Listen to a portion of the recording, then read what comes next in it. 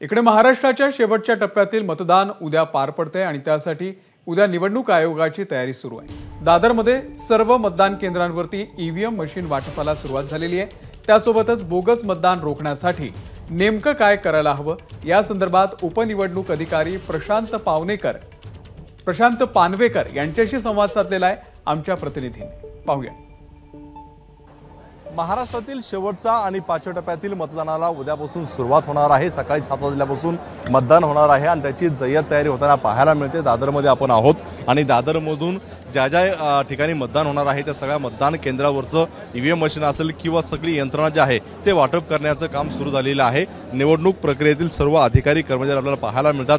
नेमकी कशी ही तयारी आहे जाणून घेण्यासाठी आपल्यासोबत निवडणूक उप अधिकारी आपल्यासोबत आहेत। सर, काय सांगाल, आता उद्या सकाळपासून मतदान होणार आहे, त्याची तयारी सुरू आहे, कशी तयारी आहे? आपल्याकडे 181 माहीम विधानसभा मतदारसंघात एकूण 249 मतदान केंद्र आहेत। मतदान केंद्राचा सगळा जो स्टाफ आहे तो आज आपल्या मतदान केंद्रावरती रवाना होत आहे।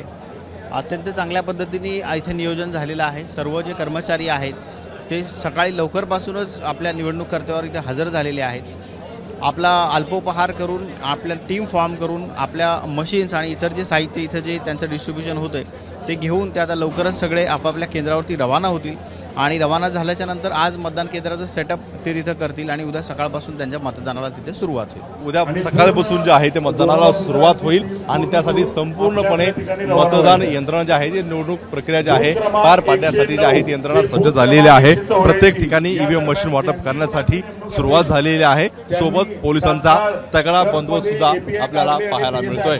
कॅमेरामन हेमंत कदम, राजू सुरणे, एबीपी माझा, मुंबई। एबीपी माझा, उघडा डोळे बघा नीट।